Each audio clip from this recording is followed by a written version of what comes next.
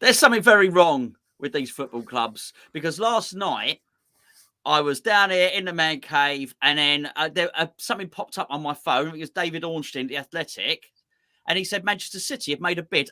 Do you remember me doing a video? I actually said to you in a video, it's 28 minutes past 10. Well, not anymore, it's not. I'll tell you what it is now. It's 20 minutes to 12 on the next day, and we're back here. It's almost midnight, and Arsenal have made a bid. What is their watch broken? What is wrong with these things? I know nothing about it. Gio phoned me up, and he said, "Oh, you back down your man cave. You're going to want to do a video." What the hell is going on, Gio? It's David Ornstein again leading with this one. He's been across it from the start. He's been very accurate with the reporting on this. So whoever his contact is in regards to the Declan Rice deal has been very, very honest with David Ornstein. Fabrizio Romano followed it up immediately as well. Arsenal have made what will be a British record purchase. So they've offered 100 million fixed fee with 5 million of add-ons. So 105 million is what the bid is worth.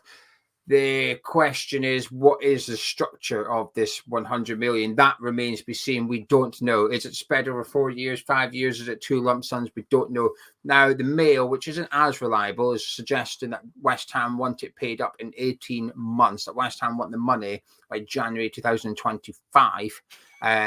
Which feels a little bit unrealistic. It's unreasonable, yeah. I think we should ignore that part, but the main part is Arsenal have made a bid worth 105 million, which is 100 million guaranteed cash for West Ham.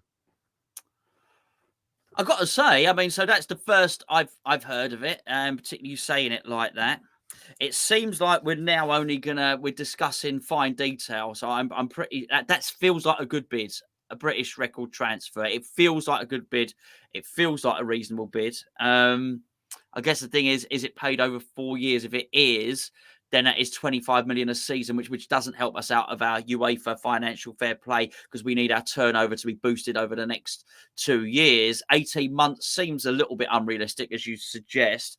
I do wonder if somehow they can come to a compromise on there, which wouldn't be much, which is actually if they can get it paid over 3 years. I quite like the fact there's only 5 million in add-ons. I don't. Do you know something? I don't mind that 5 million is unrealistic as well. Do you know if it was Arsenal winning the Premier League? I'm sort of okay with that. I think the 100 million is the guaranteed money that we're getting. I think I've always felt that Sullivan just wants it to be the British record, so he can say he was the chairman that sold Declan Rice for a British transfer fee, and that is the offer that's on the table now. That will break the record. Huge bid from Arsenal. I don't think we're going to reject this one. I think we're probably going to sit on our hands now and say, well, come on then, City, what have you got? I know we've got Arsenal's bid now. I think it's a serious jump. Arsenal's bid from bid 1 to bid 2 felt a little bit weak. It didn't feel like they had budged much, but from bid 2 to bid 3, and then they've seen what Man City's done, and it feels like they've put in a real serious offer here that says to Declan Rice, we want you. We want you at our club now. And this is what they had to do. I don't think I'll be surprised if West Ham reject this immediately. I'd imagine they'll wait and see what Man City bring to the table. It might be, we were all hoping City would blow Arsenal out the water. Perhaps this bid actually pushes City away and the City go, oh, I don't know about that. We're not going to match that. You can have them kind of thing. I think I'd be a bit surprised. I think we might see another bid from Man City. But what all City have to do is match Arsenal because City can't afford to do the structure that Arsenal can't, which is we'll give it to you over 2 years. Maybe they might, because have they signed Kovacic now, City? Is that signing? Yeah, I mean, so they'll be wanting to, maybe they'll be like putting itching powder in Calvin Phillips' kit and stuff like that to try and force him out the door. Do you know what I mean? To try and put him in as a sweetener. It feels like a big deal. I totally agree with what you say. That is proving to Declan Rice that they want him. You're absolutely right there. Whereas I felt the messaging was mixed before. It was a weak a bit. And actually, even if they've only got 200 million, actually, we're going to spend a large chunk of that on Kai Havertz first. I think that sent mixed messages. This is definitely them saying, we want you. I think it would actually be quite brave of Sullivan to turn this down as well, because I don't think there's any guarantee that they come back with another bid. I think, there's a fine line between negotiating a good deal and being Daniel Levy.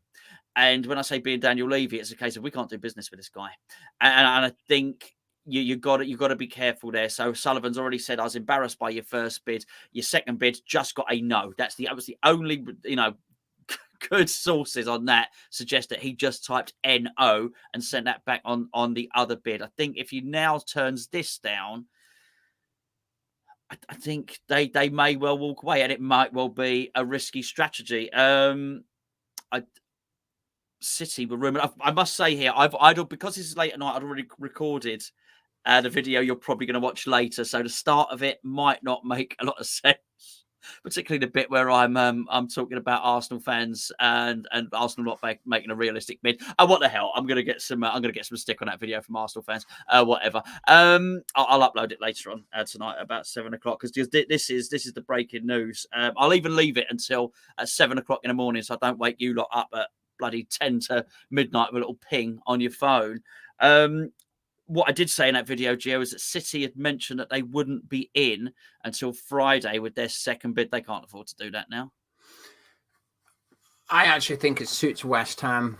I think West Ham can now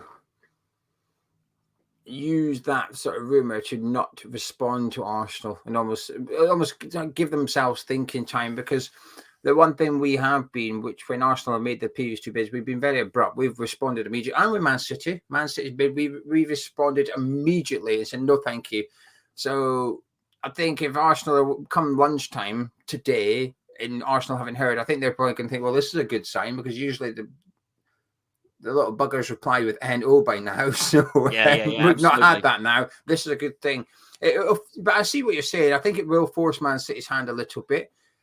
But Man City will know West Ham can't accept this offer until they've heard from Man City. Sullivan cannot accept this, I don't think. Sullivan has to wait and see what Man City bring to the table. He's got to wait for that second offer to arrive from Manchester City. So I'd imagine Sullivan will be emailing City saying, hey, you've seen what Arsenal have done. I think Sullivan will tell them exactly what Arsenal have offered and said, well, there you go. That's what they've done. What have you got? I think thus far, I think Sullivan has played this pretty well. Yes. I think this bid from Arsenal also justifies his previous actions with the previous bids as well. I don't think we will make a decision on this fast. I think we will wait and see what Man City bring, and we'll be hoping they do bring something. And it's pressure on City now, actually.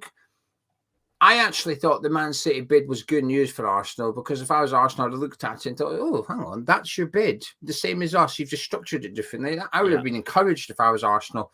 And now it's sort of like, it feels like Arsenal are calling Man City out and going, go on then, let's see how serious you are. Are you going to match our bid now? We've jumped up by 15 million. Are you going to bring an additional 20 million to the table compared to your first bid? And now Man City have got to ask themselves a question: how much do we want Declan Rice, but also how much do we need to stop Arsenal getting Declan Rice? It's two different questions, but the same conclusion. This is a serious offer, and about bloody time. About time. We needed this at West Ham. We need this done this week, I think. Yeah, absolutely. I mean, just before we wrap up quickly, just two things on that. I don't think when Man City sold Arsenal, Jesus and Zinchenko, that they thought Arsenal would develop as quickly as they have done. I think now they don't do those deals.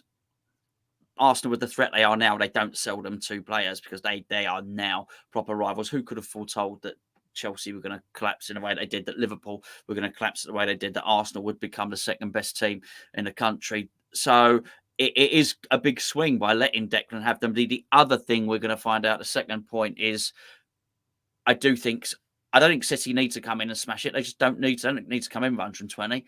They probably need to come in with 106 million or something like that. They can be very, I don't even think they need to do that. I actually think City could come in with 100 million, but offer to pay 50 million this summer and 50 million next summer. And I actually think that bid gets accepted, even though Arsenal's is worth 105. Yeah. I think because we are desperate for cash flow, I think our hand is forced a little bit. We could look at the Arsenal one and say, well, we can't accept that, because that would keep us heavily restricted in the summer transfer window, whereas the Man City one loosens the shackles quite a bit, actually. And David Sullivan, one thing Sullivan has always done at West Ham, David Sullivan has always been short term. He will be thinking about this summer only. He will not be thinking about summer 2026. No. He'll also be thinking, I probably won't be here. That's the next guy's problem. He can work out about FFP in 2026. Sullivan's priority is for this summer and next summer at the push to make sure that the manager or the technical director has a bit of spending power. And bearing in mind that next summer we will probably have a new manager. The last thing you want is to try and approach a new manager in April, May time and say, oh, by the way, your budget's 30 million because, FFP and all that. Whereas you get the right deal done now with Declan Rice. When you're going and getting that new manager in future, you can say, well, actually, you've got 80 million to spend this summer. You've got quite a healthy budget. The technical director's in place. Sullivan's short term, so I expect him to be thinking about this summer's transfer window only, really. So City have the advantage because they've got the financial muscle that Arsenal don't. But in the same sense, I think when it comes to the player, I still get the feeling that Arsenal have had the edge since day one. I still feel that they do have the edge. Maybe Declan Rice's camp's played a bit of a blinder and made on to Man City. Yeah, we're interested. Get a bid in and I'll get Arsenal going and then we can finally get our move to the Emirates. Thank you very much. You don't know. Maybe Declan Rice's camp's bluffed Man City into putting in a bid so that it forces Arsenal on. Probably not. But this is good news, Gonzo. I hate saying it. Our best player and captain's away to leave us. But it is good news for us. It's weird. It's weird. It feels positive in a strange sort of way. There's no doubt about it. I never thought I'd feel that way. Gio, thank you for waking me from my slumber. One thing we're definitely going to find out is who Declan Rice chooses. If Man City come in and match it, we will truly find out where Declan Rice wants to go. It's been the topic of much debate. Does he want to stay at home and stay with his family and stay in London, or is he going to go to the place that's more likely to get trophies over the next 5 years, which is probably the sort of contract he'll sign? We're about to find that out. That much we know. What we don't know is what David Ornstein is drinking late at night, because I'm suspecting he hasn't discovered the hot chocolate yet. Mr. Ornstein, you want to get off that triple Americano. That's all I'm saying. Thanks for tuning in. Leave your comments below. This story will move on and on and on, and Gio will probably be back at around, I don't know, late morning, lunchtime with an update again.